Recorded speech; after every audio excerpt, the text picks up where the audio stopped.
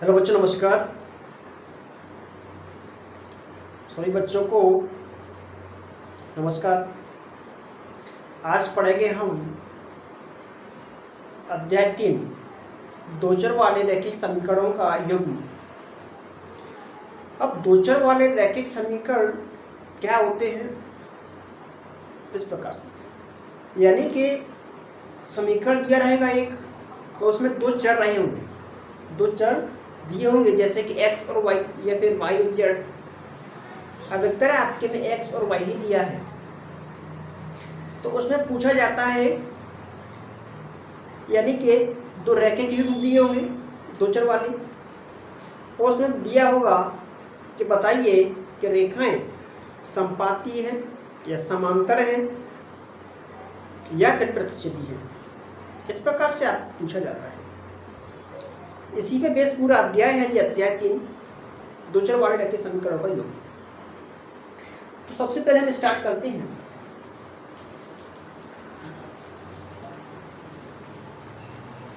किस प्रकार से क्वेश्चन पूछे जाते हैं। सबसे पहले मैं आपको आज बेसिक बताऊंगा, हो सकता है एक आध क्वेश्चन भी बता दें। जो इसमें मैं बोलूंगा वो आपको पहले याद करना है, जैसा भी हो, उसके बाद फिर आगे करेंगे। जैसा मैं लिखूंगा वैसा आप लिखोगे और याद भी करना है। इसमें 3 कंडीशन होती हैं, तो तीनों की तीनों कंडीशनों को आपको याद करके चलना है। तीनों की तीनों कंडीशनों को आपको करना है, याद करके चलना है। तो तीनों कंडीशन पे ही आपके क्वेश्चन पेपर में आपके में क्वेश्चन पूछे जाते हैं, उसी के बेस पर। जैसे यदि दो रेखाएं एक दूसरे को प्रतिच्छेद करें, बाइसेक्ट करें, जब दो रेखाएं एक दूसरे को प्रतिच्छेद करें, अब दो रेखाएं क्या होंगी? 3 शर्त होती है इसमें। इसकी 3 शर्त लिखेंगे हम। कौन कौन सी शर्त, इसको याद रखना है आपको। जब दो रेखाएं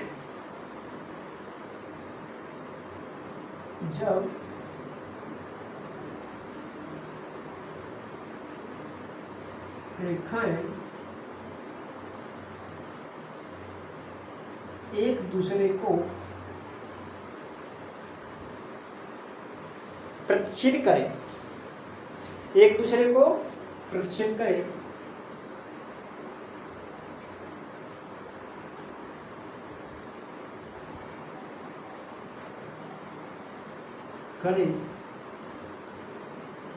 तब निकायों का एक अद्वितीय हल होता है। जब दो रेखा एक दूसरे को प्रतिच्छेद करें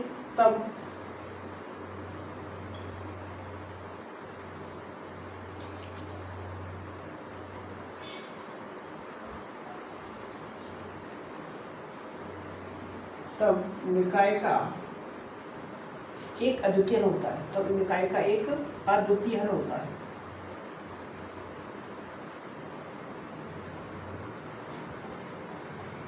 अद्वितीय हल होता है।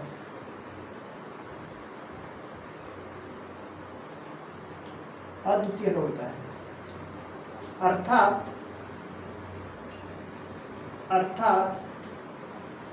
संगत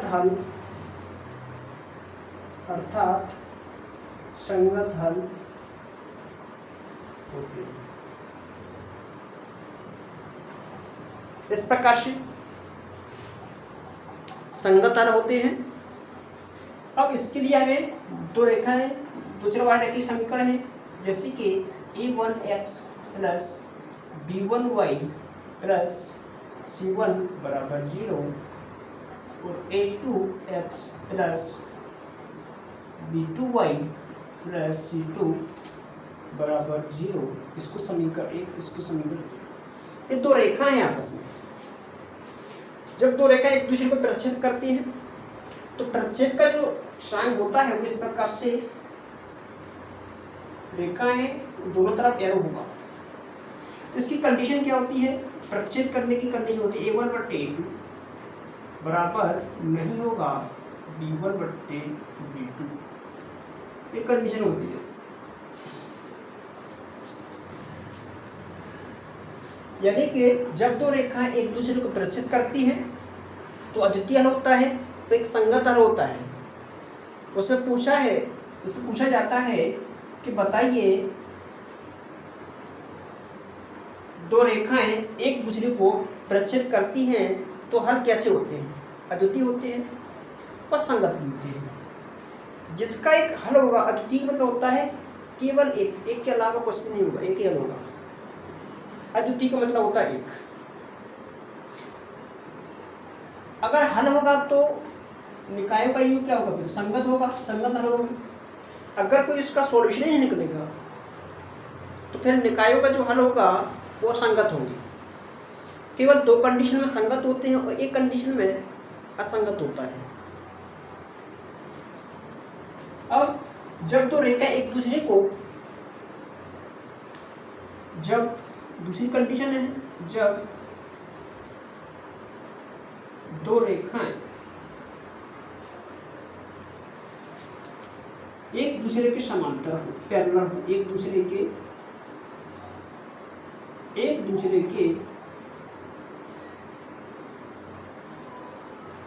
समांतर हो, एक दूसरे के समांतर हो तो निकाय का कोई हल नहीं होगा। निकाय का कोई हल नहीं होगा, कोई हल नहीं होगा। अर्थात असंगत हल होंगे, अर्थात असंगत हल होते हैं या हो। ठीक। अब जब दो रेखा समांतर हो, समांतर का मतलब होता है दो ऐसी रेखाएं जो आपस में कहीं नहीं मिले, अनंत तक दोनों रेखाओं को खींच के ले जाओ, वे रेखाएं आपस में कहीं नहीं मिलेंगी, उन दोनों रेखाओं के बीच की दूरी हमेशा समान रहेगी। ऐसी रेखाओं को हम समांतर रेखा कहते हैं। तो हमको समीकरण तो ही लेके चलना है, लेकिन इसकी कंडीशन यहाँ लिखेंगे हम क्या? समांतर के लिए A1/A2 बराबर B1/B2 नहीं है C1/C। ये कंडीशन लिखना है।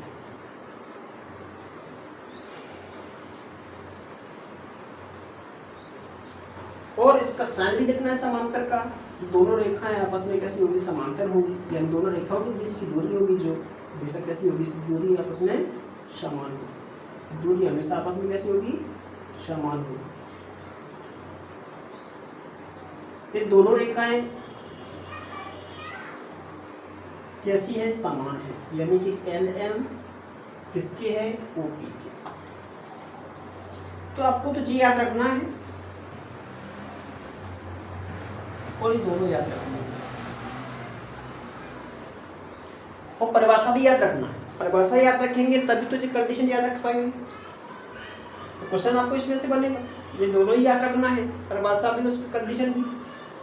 अब एक तीसरी कंडीशन और है, उसको मैं लिखा रहा हूँ, इसको जब तक कॉपी करो। ठीक है, अब तीसरी कंडीशन देखते हैं क्या है। जब एक रेखा दूसरी रेखा से गुजरती है तो उसका कहते हैं संपाती। यानी कि जब एक या एक से अधिक रेखा है या फिर एक रेखा से होकर कई रेखा गुजरे, वो संपाती एक दूसरे की। तो संपाती रेखा है वो क्या हो गए? अनंत अनेक हल होते हैं, अनंत अनेक हल होते हैं संपाती रेखा। जब रेखा संपाती हो। थर्ड कंडीशन है कि जब रेखाएं संपाती हो, जब रेखाएं संपाती हो तो फिर क्या होगी? अनंत अनेक हल होती है। तो अनंत अनेक हल होते हैं, अनंत अनेक हल होते हैं, अर्थात संगत हल होगी, अर्थात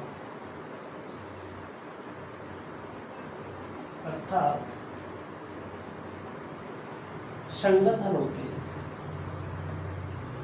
संगत हल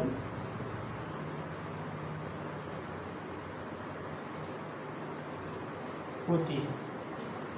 यानी कि A1 बट्टे A2 बराबर B1 बट्टे B2 बराबर C1 बट्टे C। ये अनंत अनेक हल होते हैं, ये कंडीशन है, इसको याद करें। तीनों की तीन शर्त दिखा दी है, पहले तीनों शर्तों को याद करिए जो लिखा है, उस हिसाब से फिर आगे क्वेश्चन करवाते हैं।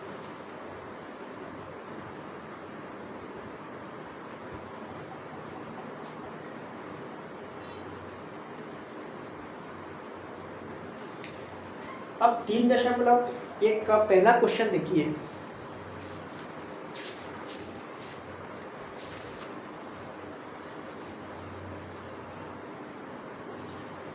तीन दशमलव का पहला क्वेश्चन है।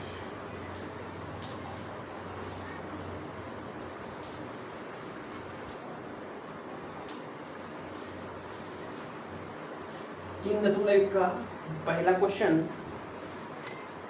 क्या कह रहा है क्वेश्चन?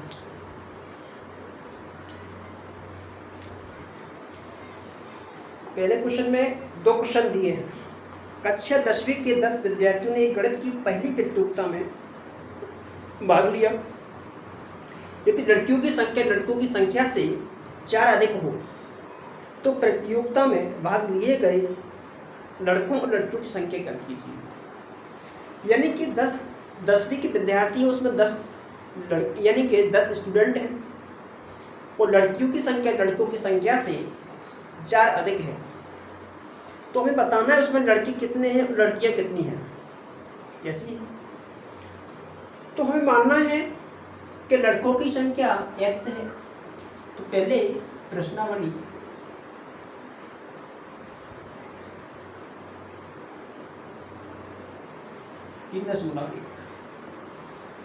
इसका पहले का क्वेश्चन है पहला, माना लड़कों की संख्या x है, माना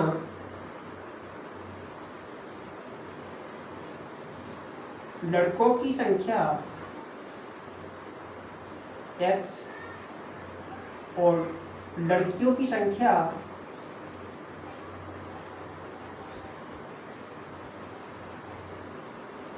y। हमने मान लिया है अपने मन से कि लड़कों की संख्या x है, लड़कियों की संख्या y है। लेकिन प्रश्न में उसमें पहले से दिया है कि जो विद्यार्थियों की संख्या है, विद्यार्थी क्या है इसमें, लड़के और लड़की दोनों मिलकर तो विद्यार्थी हैं। तो दोनों मिलके जो दिया है वो कितना दिया है, 10 दिया है। विद्यार्थियों की संख्या दिया है वो 10, यानी कि x प्लस वाई बराबर 10 दिया है। इसको मैंने समीकरण 1 दे दिया है। फिर दूसरी लाइन में लिखा है, दूसरी लाइन में क्या लिखा है कि लड़कियों की संख्या लड़कों की संख्या से 4 अधिक है। लड़कियों की संख्या लड़कों की संख्या से 4 अधिक है। तो मैं इधर में लड़कियों की संख्या मान लेता हूँ, इधर में लड़कों की संख्या मान लेता हूँ। जी क्या लड़की है, ये लड़की है। इसमें लिखा है कि लड़कियों की संख्या लड़कों की संख्या 4 अधिक है। अगर मैं इसको 4 अधिक कर दूंगा तो ये बराबर नहीं होगा। गणित का मतलब होता है दोनों को बराबर करना। तो अगर मैं इसको 4 कर दूंगा तो इधर में बराबर हो जाएगा। इसका मतलब है y माइनस एक्स बराबर 4। इस प्रकार से होगा। इसको मैंने समीकरण 2 दे दिया। अब समीकरण 1 समीकरण 2 को इनको हल करेंगे, या तो प्रतिस्थापन से कर लेना या विलोपन से कर लेना, हो जाएगा। हम अभी तक इसको यही छोड़ रहे हैं। क्यों? क्योंकि अभी मैंने आपको ना तो प्रतिस्थापन बताया है और ना विलोपन बताया है। इसलिए जो क्वेश्चन छोड़ रहा हूं मैं, इसको हम जब प्रतिस्थापन करेंगे या विलोपन करेंगे तब इस क्वेश्चन को मैं आपको करवाऊंगा। अभी करवाऊंगा, आपको समझ में नहीं आएगा कि कैसे आएगा। अब सेकंड क्वेश्चन है पहले का, सेकंड क्वेश्चन है पहले का।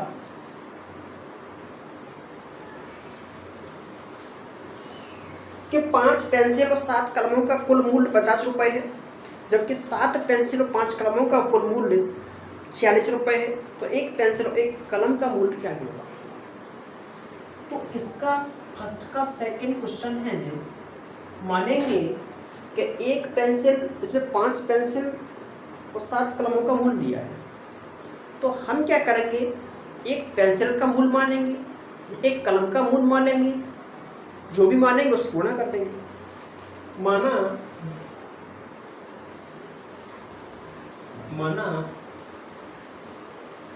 एक पेंसिल का मूल्य, एक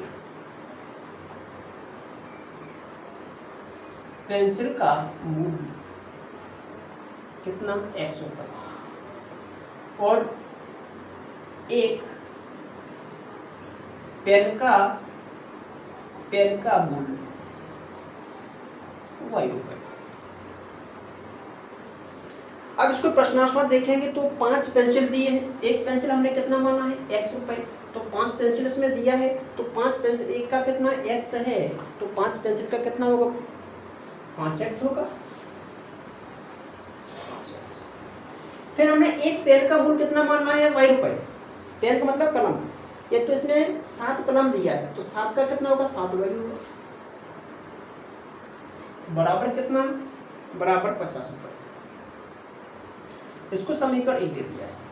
फिर दूसरी लाइन में फिर दिया है, जबकि 7 पेंसिल और 5 कलमों का मूल्य, 7 पेंसिल, तो एक पेंसिल का हमने कितना माना, 100 रुपये, तो 7 पेंसिल का कितना होगा, फिर 7x होगा।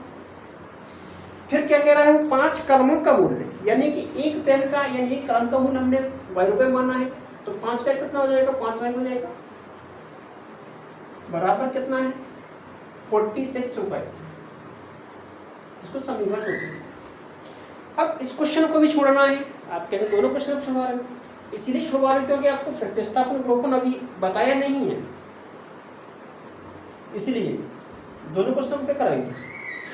तो यहाँ तक इसमें ये पूछा है कि समीकरण युग्म बनाना है, तो समीकरण युग्म इस प्रकार से बनेंगे। हो गया क्वेश्चन, ठीक, यही इसका आंसर हो जाएगा, समीकरण युग्म नहीं बनेंगे, चेक कर लेंगे। फिर चलते हैं हम क्वेश्चन नंबर 2 की तरफ, कॉपी करो इसको।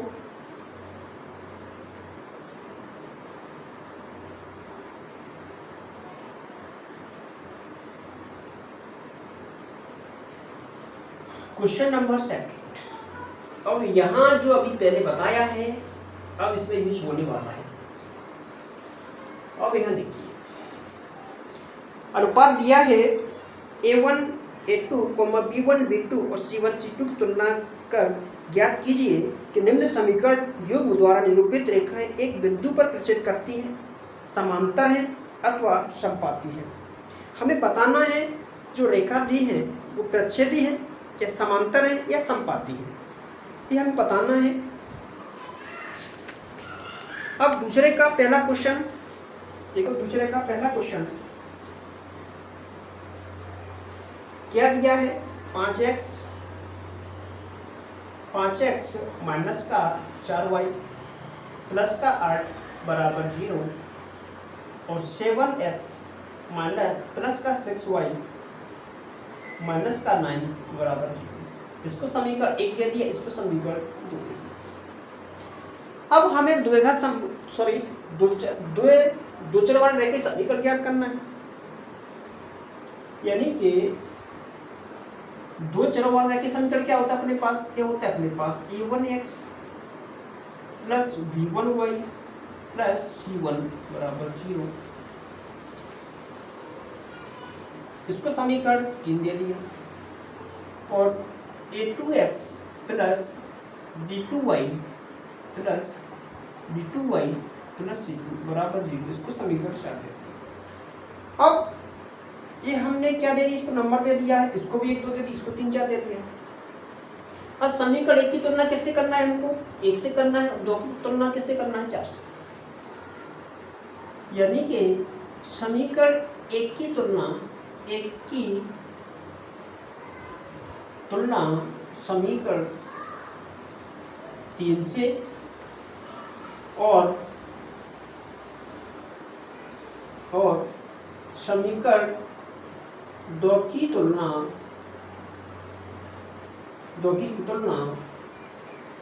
समीकरण 4 से करने पर, तुलना का मतलब होता है कि 5x की तो हम इसको पूरे को करना है, इससे कंपेयर करना है।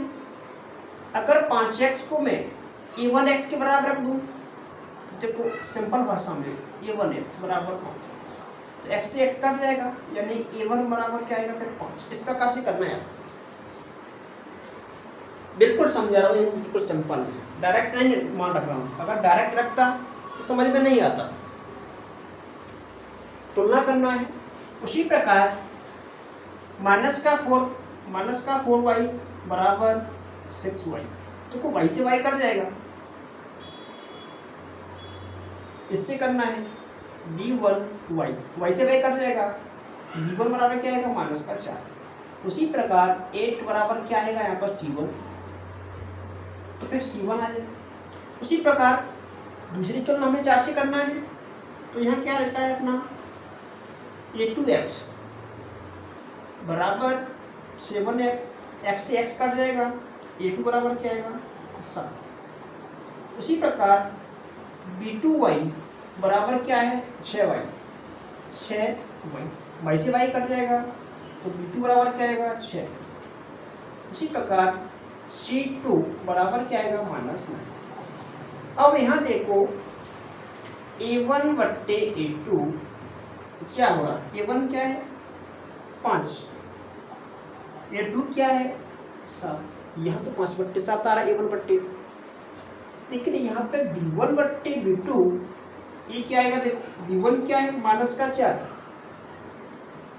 और b2 क्या है माइनस का 6। अब देखो क्या a1 बट्टे a2 आ रहा है, नहीं आ रहा है, तो दोनों के दोनों अलग अलग हैं, तो यहाँ लिखेंगे हम a1 बट्टे a2 बराबर नहीं है b1 बट्टे b2, अतः रेखाएं समान, अतः रेखाएं कैसी है प्रतिच्छेदी, अतः रेखाएं प्रतिच्छेदी है, प्रतिच्छेदी है। बस इतना है, करो, बिल्कुल सरल समझाया है, बस तुलना करना है आपको। ये तो रेखा दी है, हमें दो चर वाले के समीकरणों को लिखना है, और पहले की तुलना तीसरे से करना है, और दूसरी तुलना चौथे से करना है, इस प्रकार से लिखना है।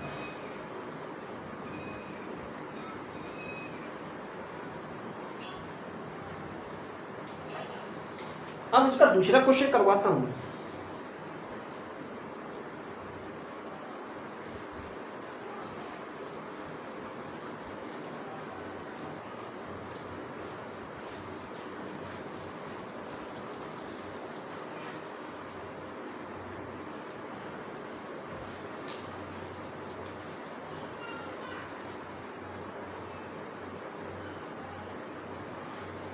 उसमें दिया है ये एनसीईआरटी का क्वेश्चन है, दूसरे का दूसरा है, इसको इम्पोर्टेंट लगा लेना, 2027 में क्वेश्चन आ सकता है। 9x प्लस का 3y प्लस 12 बराबर 0 और 18x प्लस 6y प्लस 24 बराबर 0, इसको समीकरण 1 देती है, इसको समीकरण 2 देती है। इतना ठीक है। अभी हमने कुछ नहीं किया है, केवल हमने अभी तो क्वेश्चनों को कॉपी किया है। अब यहाँ से आगे करना है तो हमें पहले रैखिक समीकरण लिखना पड़ेगा, a1x plus b1y plus c1 बराबर 0, इसको समीकरण 3 दे दिया। अब a2x plus b2y plus c2 बराबर 0, इसको 4 दे दिया। अब वही तुलना करना है, पहले की तुलना किससे करना है 3 से, और दूसरे समीकरण की तुलना किससे करना है 4 से करना है। कर लोगे, नहीं कर पाओगे तो यहाँ देखिए a1x बराबर क्या है 9x, x से x कट जाएगा तो a1 कितना बचेगा 9 बचेगा। अब b1y क्या है, b1y है अपना 3y, y से y कट जाएगा तो B1 कितना आएगा 3 और C1 कितना आएगा 12। अब देखो A2x, अब दूसरे का किससे करना है, चौथे से, तो बराबर 18x, x से x कट जाएगा तो A2 कितना आ जाएगा, A2 आएगा 18। उसी प्रकार B2y कितना आएगा, B2y आएगा 6y, y से y तो B2 बराबर आ जाएगा 6 और C2 बराबर कितना आएगा 24। अब यहाँ देखो A1 बट्टे A2 बन रहा है क्या, तो A1 बट्टे A2 कितना है 9 बट्टे 18, A1 कितना है 9, B1 कितना है 18, तो ये बन के आ रहा है अपना 1 बट्टे 2। अब देखो B1 बट्टे B2, B1 कितना है 3, B2 कितना है 6, तो यहाँ से भी अपना 1 बट्टे 2 आ रहा है, 1 बट्टे 2 आ रहा है। C1 बट्टे C2, यहाँ देखो C1 कितना है अपना, तो C1 है अपना, यहाँ नहीं निकला था क्या, तो C1 है अपना 12, C1 यहाँ लिखा है 12, तो 12 और C2 है 24, तो यहाँ से भी अपना कितना आ रहा है 1 बट्टे 2 आ रहा है। यानी इसका मतलब है तीनों ही आपस में बराबर आ रहे हैं, A1 बट्टे A2 बराबर 1 बट्टे 2 है, B1 बट्टे B2 1 बट्टे 2 है, C1 बट्टे C2 1 बट्टे 2 है। तो कौन सी कंडीशन लग रही है जी, यानी कि समांतर रेखाएं A1 बट्टे A2 बराबर B1 बट्टे B2 बराबर C1 बट्टे C2, अतः रेखाएं समांतर हैं। अतः रेखाएं कैसी हैं, समांतर हैं, समांतर हैं। हो गया। अब तीसरा क्वेश्चन है, उसको आपको खुद करना है, तीसरा क्वेश्चन खुद करना है और अगली क्वेश्चन हम अगली वीडियो में लेके आएंगे। आज के लिए इतना ही काफी है।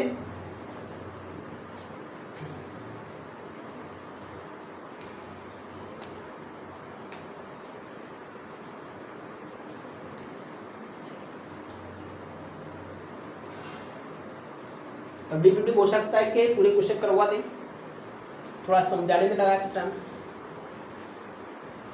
Thank you.